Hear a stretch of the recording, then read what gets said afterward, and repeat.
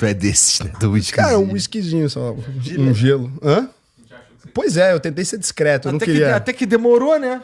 Não foi? Mas é porque foi ficando... Manda o paeiro aí também. É porque eu fico nervoso no ao vivo, assim. Ah, mas já passou, né? Aí por isso que agora eu achei tranquilo pedir o uísque, agora eu tava mais tranquilo. É porque eu não tô lendo os comentários.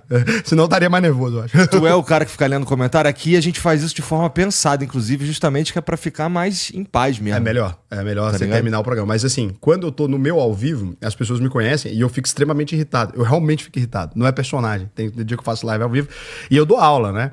Só que eu dou aula naquele método professor de 1970. Porque, porra, eu fui educado em Goiás, né? Meus professores xinga, briga e tal. E aí, com os meus alunos, o primeiro sermão, assim, que o cara toma, porque na live eu tô ali com 1000 pessoas, eu pego um pra crise e falo, tá fazendo merda, eu já brigo com o cara e todo mundo já fica assombrado. Já assim. suavinho. Então a galera vê eu dando aula, é sempre isso, eu dou aula bem irritado, eu não tenho paciência, cara. Eu não nasci pra ser professor, apesar de eu gostar muito de ensinar, eu acho que eu não nasci com essa capacidade. Quais são os temas que são do teu domínio de dar aula? Cara, mercado financeiro de modo geral. Economia e tal. E eu entendo bem profundamente de análise de empresas e tal, assim, é o que eu mais entendo. Bem profundamente. Até porque eu era executivo também, então eu entendia disso tanto no mercado comum, né? Eu mesmo sou CEO da minha empresa, né? Não precisei trazer gente ali, porque eu era executivo, é uma empresa de executivos. Então eu entendo bem da minúcia dessas coisas, e eu entendo muito de algoritmo de publicidade, mesmo, mas eu nunca dei aula disso. Mas é a minha área, a segunda área que talvez eu mais entenda. Eu dei aula de inglês, tem tudo a ver. Mas é bom que você pelo menos pode fazer um programa em inglês agora. Mas agora todo mundo pode, né? Que se colocar a tradução simultânea. Então, é que existe uma diferença entre você ter uma conversa e você fazer uma entrevista. Numa conversa, eu tô trocando ideia contigo, eu tô te entendendo que você tá falando em tempo real, eu posso te interromper, posso, sei lá, interagir com você enquanto você tá falando.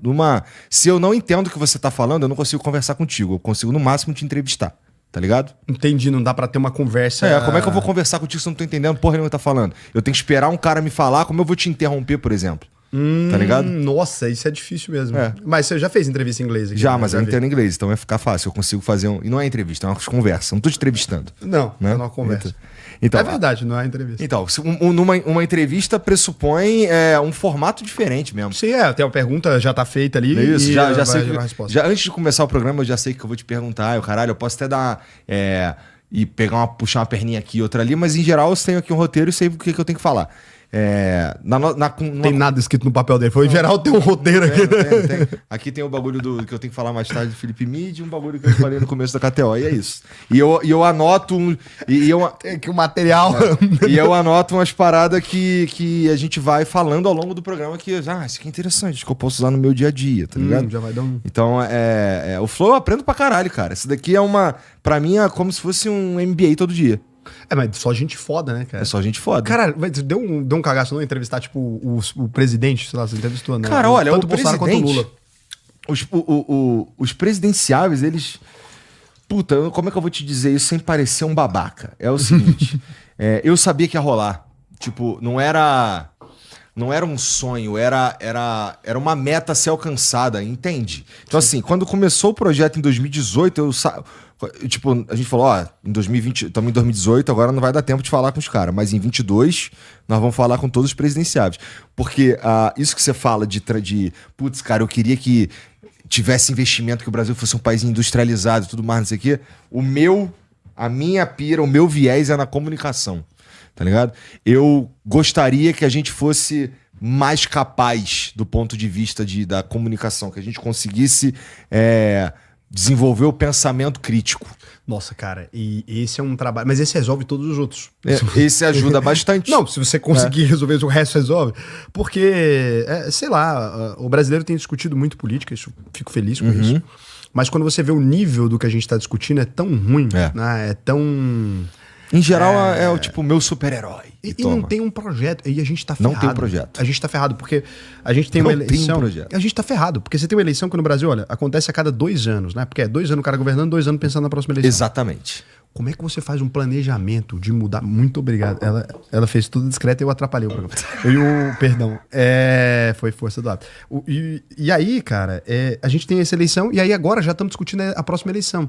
E aí o Brasil fica nesses ciclos de 2 anos e a gente não sai do lugar, cara. Você pode reparar, eu não posso falar isso, né? Vai ser muito complicado, mas... É que, tipo assim, a democracia brasileira, ela promoveu avanços, acho que é isso, fundamentais, mas é muito difícil a gente olhar para os países do resto do mundo agora e encontrar democracias saudáveis que estão conseguindo crescer e gerar bons retornos. Você vai ter exemplos, né? Dessa coisa tipo, Noruega, sei lá o quê, esses países pequenos ali. E quando a internet veio, ela jogou, parece com querosene nesse negócio. Foi nem gasolina, não, foi um querosene que ficou tipo quase impossível você conseguir qualquer tipo de estabilidade, né, no país. Assim, não tem mais estabilidade. A gente entra numa eleição, o presidente ele é eleito, no outro dia já tá tomando porrada, cara. Não tem essa troca de faixa bonitinho, toma aí 30 dias. Cara, já vem na paulada. No outro dia já na paulada e todo mundo criticando. E ao ponto que o cara tem que se movimentar de fala cada vez mais rápido e ele não tem como fazer nenhum tipo de planejamento.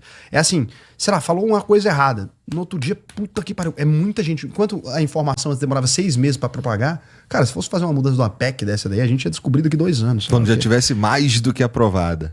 E agora não rola mais. Antes, já tá no meio do caos, assim. Então, democraticamente, tá mais democrático, se você pensar bem. Só que, ao mesmo tempo, os países que estão conseguindo fazer planejamentos de 10 anos, 20 anos. Quem são, hein, Raul? Parece que eles estão se desenvolvendo melhor, cara. A China, por exemplo. A Índia, por exemplo. Eu entendo o que você está falando. A gente tem o nosso modelo de democracia, na minha opinião, ele precisava pelo menos de repensar como funciona o mandato do presidente, no mínimo. Cara, eu acho que precisava, na verdade, entender que o presidente da República, ele é um cargo executivo, correto? Eu acho que o Brasil deveria ter uma eleição adicional, que era a gente votar num projeto de governo, e aí depois pôr um cara só pra executar, cara. Sinceramente, eu cheguei nesse ponto que eu acho que isso obrigar as pessoas a entenderem isso. Então a gente chegaria de 10 em 10 anos, por exemplo, e fala, gente, agora vai ter uma grande votação, onde a gente vai decidir quais serão os focos do Brasil. Tem aqui, 6 projetos. Então, vamos começar com 100, né? Volta na internet, os 4 melhores, a gente vai pra eleição, a gente vota nesse projeto. Eu tô falando assim, eu acho que seria um método mais simples, não tô dizendo que é a solução, gente, só um exemplo, né? E a gente escolhe ali aquele projeto e agora entra o cara que vai executar ele. E daí a gente avalia o cara pelos KPI, igual toque empresa, sabe?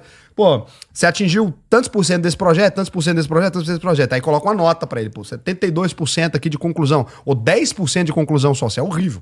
Já avisa pra todo mundo na eleição. Os caras aqui, 10% do projeto. Quiser votar, vota. Quer fazer concurso de Miss? Pode votar, democraticamente. Mas o cara é horrível. Não vai ter discussão mais sobre isso, não. É assim, isso aqui são a meta que ele deveria atingir no projeto que vocês escolheram, né? Nos últimos 10 anos, e o cara não atingiu nada. Aí eu acho que a gente iria pra uma eleição talvez um pouquinho mais qualificada. Não tô dizendo que é melhorar. Porque tem outras coisas que você vai ter que fazer no flow ali, né? Na dança do dia a dia. Mas só de ter um norte, cara, o que a gente está tentando fazer nesses 10 anos agora? É educação? Então, quais indicadores a gente gostaria de ver no Brasil? Esses aqui. Tá bom. Então, qual que é o trabalho do presidente da República para ele ter uma boa nota? Que é dar nota pro cara todo ano. Fulano de tal tirou 70, tirou 30, tirou 40. Ia mudar a opinião das pessoas, eu acho. Que deixa um pouco mais objetivo, sabe? Sabe, trânsito. Quando você vai furar sinal, tem aquele negócio, tem aquela lombada eletrônica. Na lombada eletrônica, ninguém atravessa errado. Na outra que fica sem avisar a velocidade que você tá, você se fode. Aquela que vai avisar, que vai aparecer quando você tá escrito, você já dá 2 freadas. E o detalhe, tem um velocímetro na frente do carro. Mas o fato de ter uma velocidade do lado de fora te faz pensar melhor sobre aquilo. Então, acho que se tivesse um norte, o que é presidente? Ele é só pra executar, irmão. Não tem nada aqui que é pra fazer fora disso aqui, entendeu? Interessante essa visão aí. Interessante essa visão aí.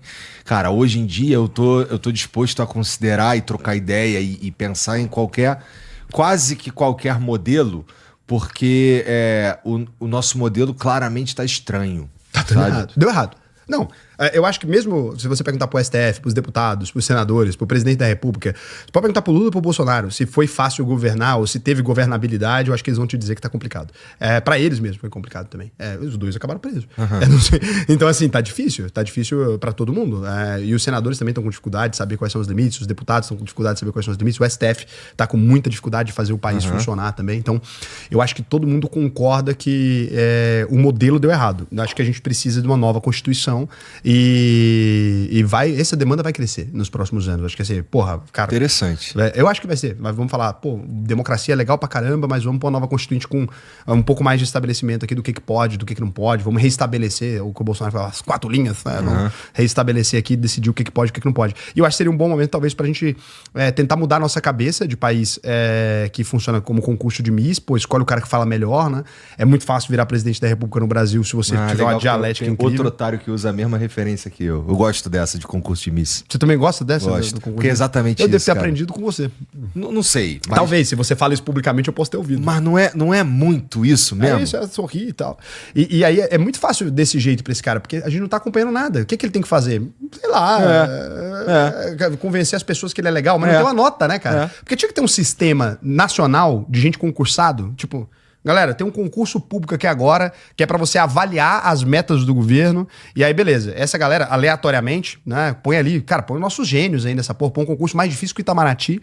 E aí a galera vai ali e vota em quantos % aquele cara atingiu. Vai ter viés. Só que você diminui muito esse viés, né? Uma votação ali falando quantos % o cara atingiu, né? Das metas foram combinadas. Uma análise mesmo. E a gente vai pra eleição com isso. Cara, como executivo, esse cara aqui talvez não seja tão bom. Pode ser que ele seja um bom deputado, fez boas propostas, apresentou boas coisas, mas não é um bom presidente. E aí ficaria meio que, sabe, inegável que o cara não tá indo bem, não entregou aquilo que o Brasil precisava, sabe? Acho que isso seria talvez um caminho mais viável pra gente começar a entender, pelo menos. É porque vai ser muito difícil explicar pro brasileiro, cara, como é que você explica pra alguém taxa de juros do país tá alta porque o governo gasta? O mercado financeiro tenta fazer, eu acho ridículo, eu dá vontade de rir. Quando você vê um cara tentando explicar, não, com o gasto do governo estoura, daí por isso a gente tem que aumentar a taxa Selic. Tá, e taxa Selic é o quê, irmão? E o preço da gasolina, velho? Vamos conversar sério. Você conversar com qualquer cara que vai falar, vamos falar sério aqui. Você fala sério comigo, o preço da gasolina, porque não quer saber. Ah, não, o dólar, cara, que dólar, velho, é doido. Você vai chegar num mecânico pra explicar o dólar, que o dólar fudeu a vida dele. Ele não vai entender isso. O cara quebrou por causa disso, mas não sabe que foi isso.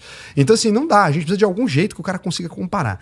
Porque se você pergunta pro cara que gosta do Bolsonaro se o Bolsonaro fez um bom governo, ele fala que fez um governo incrível. Se você pergunta pro cara do Lula se o Lula fez um bom governo, ele vai falar que fez um governo incrível. Aí qual que ele vai falar? Ele vai pegar os melhores indicadores de cada um e eles vão ficar batendo naqueles indicadores. E daí eles vão pegar tudo de ruim e justificar com algum problema gigante. Então, não, porque teve a pandemia. Não, porque teve sei lá o quê. Não, porque o mercado financeiro não ajudou. Não, porque sei lá o que não ajudou. E aí, beleza. Todas essas coisas são verdades. Tudo isso. O povo não é burro. Tá certo isso. Só que o ponto é, o Brasil está desse jeito desde sempre, desde esses últimos 30 anos. Não foi o Bolsonaro que destruiu o país, para quem acredita, né? E não foi o Lula que destruiu o país. Não, gente, o Brasil tem problemas que vem antes. O Lula menino, já tinha problema no Brasil, tanto é que ele sofreu dos problemas do país. E o Bolsonaro também. Se você investigar a vida dos dois, eles sofreram com problemas do país. E o Bolsonaro até fez protesto dentro do exército, tal, porque não estava ganhando o salário que ele achava que deveria. Então, nesse ponto ali, os dois tiveram esses problemas de deficiências do Estado. De modo que mostra que não pode ser culpa deles. Já nem estava lá, né? Você tem o Sarney com a hiperinflação, antes ainda. Então a gente precisa de algum outro jeito de avaliar esses caras, que não tá bom, não tá legal, cara. Não tá bacana. E tem que poder discutir isso, sabe? Tem que poder discutir, cara, não é que um seja gênio e o outro seja estúpido. Nenhum dos dois é gênio. É esse o ponto. Eles são medianos, assim, na verdade, os dois. É mais ou menos a mesma coisa. Se você olha em números absolutos, o Brasil não mudou tão grandemente, assim, durante o período de um governo ou de outro governo. Pelo menos, na minha opinião, não. Desde que eu sou criança, falam que o Brasil tá em crise. Não sei que alguém tenha governado no escondido aí, foi eles mesmo. É verdade, é verdade. Desde que eu sou criança, eu não me lembro que fala assim, gente, agora tá de vento em popa. Na verdade, teve 3 anos ali entre o período daquela capa do Cristo Redentor voando e tal. Teve uma época que o brasileiro falou, agora vai, né? Teve. Coração acelerado, alegria e tal. O que você tava fazendo nessa época aí?